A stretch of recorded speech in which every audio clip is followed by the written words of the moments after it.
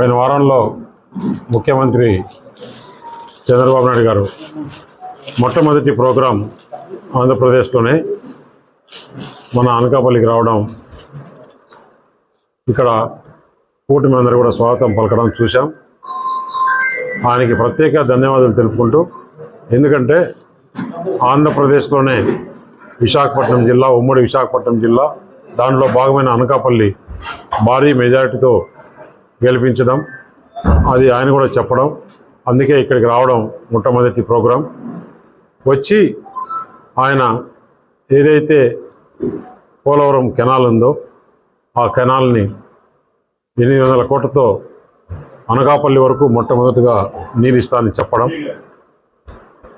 అలాగే అదే ప్రోగ్రాంలో ఏదైతే షుగర్ ఫ్యాక్టరీలు ఉన్నాయో ఆ షుగర్ ఫ్యాక్టరీలను కూడా రైతులతోనూ అక్కడ స్థానిక నాయకులతోనూ మాట్లాడి దాని ఏదైతే ఎథనాల్కు మారుస్తే రైతులకు మేలు జరుగుతుంది, కలెక్టర్కి అక్కడే ఆర్డర్స్ ఇవ్వడం. దాని తర్వాత కూడా మరి విశాఖపట్నం ఆ ఎయిర్పోర్ట్లో చాలా విషయాలు, అనకాపల్లిలో ఏదైతే ఈ వేస్ట్ అంతా కూడా టౌన్ సెంటర్లో ఉందని చెప్పేసి ముఖ్యమంత్రి దృష్టికి తీసుకురావడం, దాని వెంటబడి చర్యలు తీసుకొని అక్కడి నుంచి వేరే స్థలం చూసి మార్చాలని చెప్పడం. అదే కాకుండా మొన్న మేము ఢిల్లీలో ఉన్నప్పుడు అనకాపల్లి నుంచి రాజమండ్రికి 6 లైన్ లేదు. ఇటు పైన అనకాపల్లి నుంచి విశాఖపట్నము, శ్రీకాకుళం ఆ రోడ్ అంతా కూడా 6 లైన్ ఉంది. రాజమండ్రి నుంచి కూడా విజయవాడ వరకు 6 లైన్ ఉంది. ఈ మధ్యలో 6 లైన్ లేదు. 6 లైన్తో పాటు ఎక్కడెక్కడైతే అండర్ పాస్లు, ఓవర్ పాస్లు, ఎక్కడ ట్రాఫిక్ అంతరాయం లేకుండా చేసేదానికి కేంద్ర ప్రభుత్వంకు, గడ్కరీ గారికి మేము కూర్చొని విన్నవించడం జరిగింది. ఆయన కూడా అధికారులను పిలిచి అమ్మడే వర్కులు స్టార్ట్ చేయాలి, శాంక్షన్ ఇచ్చేసేయండి ఈ వీక్లోనే అని చెప్పడం, ఆయన కూడా ప్రత్యేక ధన్యవాదాలు తెలుపుకుంటూ, దాంతోపాటు మన ముఖ్యమంత్రి గారు విశాఖపట్నం ఎయిర్పోర్ట్లో రివ్యూ చేసినప్పుడు ఇప్పుడు లంకలపాలెం మీదుగా వచ్చే మన NH56 అనకాపల్లి వరకు, అది ముందు NHలో ఉండింది. బైపాస్ అయిన తర్వాత NH ఇప్పుడు స్టేట్కి ఇస్తుంది. ఆ స్టేట్కి ఇచ్చేటప్పుడు ఆ రోడ్డును బాగు చేసి ఇవ్వాలి. అనకాపల్లి అంటే మన విశాఖపట్నం బార్డర్ నుంచి ఆ NH56 ఏదైతే ఉందో అదన్నీ కూడా ముఖ్యమంత్రి గారు ఏం చెప్తున్నారంటే మధ్యలో అండర్ పాస్లు, ఓవర్ పాస్లు కాకుండా డైరెక్ట్ ఫ్లైఓవర్ వచ్చేదానికి మీరు ప్రణాళిక వేసుకోండి, గడ్కరీ గారితో మాట్లాడి శాంక్షన్ చేయించే బాధ్యత తీసుకుంటాం. ముఖ్యమంత్రి గారు ఇంకొక స్టెప్ పైకి పోయి అలాగే అనకాపల్లి నుంచి అటు భీమిలి, భోగాపురం వరకు కూడా మెట్రో తీసుకోవాలి.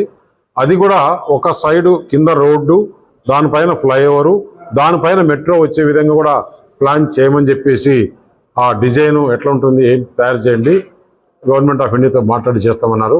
మేము అధికారులకు అది కూడా చెప్పడం జరిగింది. అలాగే కలెక్టర్ గారికి కూడా పిలిచి ఇక్కడ పరిశ్రమలకి స్థాపించడానికి అనువుగా ఉంది.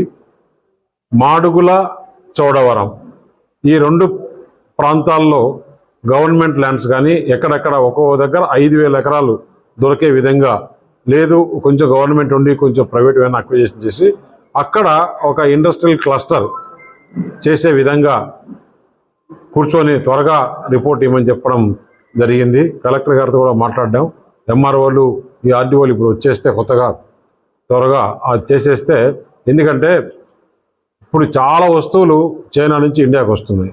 సపోజ్ ఎగ్జాంపుల్, చిన్న ఫర్నిచర్ కావాలంటే కూడా మనం చైనా నుంచి ఇంపోర్ట్ చేసుకునే పరిస్థితి. చిన్న చిన్న వస్తువులు, ఈవెన్ ఫోన్ కవర్ కావాలన్నా, చెప్పులు కావాలన్నా ఏది కూడా చైనా నుంచి ఇంపోర్ట్ చేసుకుంటున్నారు. అలా కాకుండా ఇక్కడ యువతకు ఉద్యోగాలు వచ్చే విధంగా ఎక్కువ ఉద్యోగాలు వచ్చే పరిశ్రమలు ఏదైతే ఉన్నాయో పొల్యూషన్ లేకుండా చోడవరం, మాడుగుల్లో అవి చేసేదానికి అనువుగా ప్రయత్నాలు చేస్తున్నాం.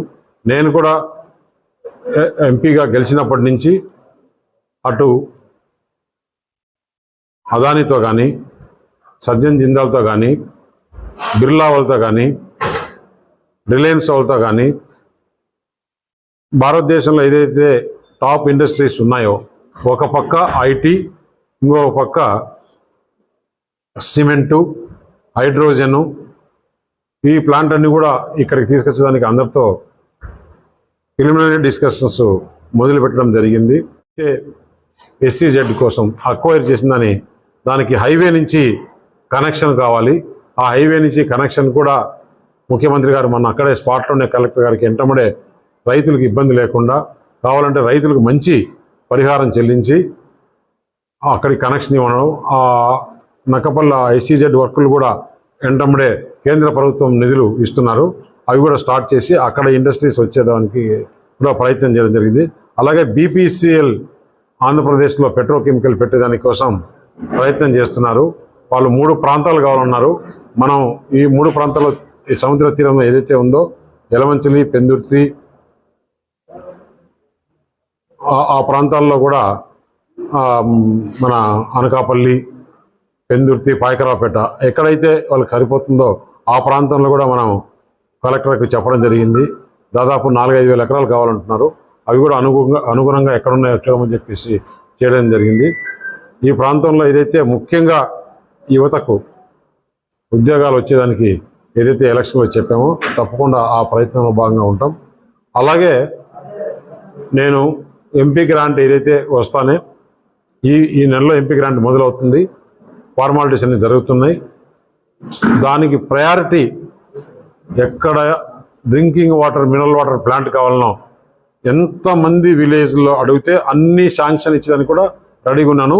దీనికి తోడు నేను గేల్ నుంచి, NTPC నుంచి, హిందూజా నుంచి మిగతా ఇండస్ట్రీస్ ఏమున్నాయో వాళ్ళ దగ్గర CSR ప్లస్ ఇవి తీసుకుంటే దాదాపు ఈ పార్లమెంట్లో 1000 గ్రామాలు కాదు 1500 గ్రామాలకు కూడా మినరల్ వాటర్ ప్లాంట్ కావాలంటే అందరికి కూడా ఎంతమంది అడిగితే అక్కడ తెలుగుదేశం ఇన్ఛార్జీలు కానీ, జనసేన నాయకులు కానీ, భారతీయ జనతా పార్టీ నాయకులు కానీ ఏ గ్రామం కావాలంటే ఆ గ్రామానికి రేపు నెలలోనే శాంక్షన్స్ ఇచ్చేస్తామని చెప్పేసి తెలియజేయడం జరిగింది.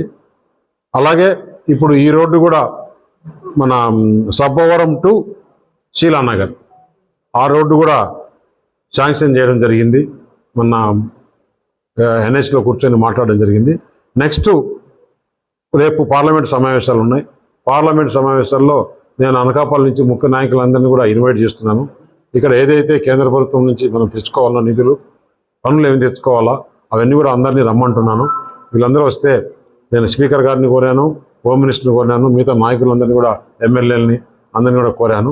మీరందరూ వస్తే అందరం కేంద్ర ప్రభుత్వ మంత్రులందరినీ కూడా ప్రతి డిపార్ట్మెంట్కి వెళ్ళి ఇక్కడ అనకాపల్లికి ఏదైతే మేలు జరుగుతుంది, అర్బన్ డెవలప్మెంట్లో ఉన్నాయి, హౌసింగ్లు ఉన్నాయి, హెల్త్లో ఉన్నాయి, సోషల్ వెల్ఫేర్లో ఉన్నాయి, అగ్రికల్చర్లో ఉన్నాయి, అగ్రికల్చర్ క్లస్టర్ ఏ విధంగా చేసుకోవాలా ఇవన్నీ కూడా కూర్చొని మాట్లాడుకొని అక్కడ ఆఫీసర్లతో కూడా ఒక మీటింగ్ పెట్టుకొని ఏ విధంగా అనకాపల్లికి నిధులు తీసుకురావాలా, ఇక్కడ ఉద్యోగాలు రావాలనే ప్రయత్నం చేయడం జరుగుతుంది.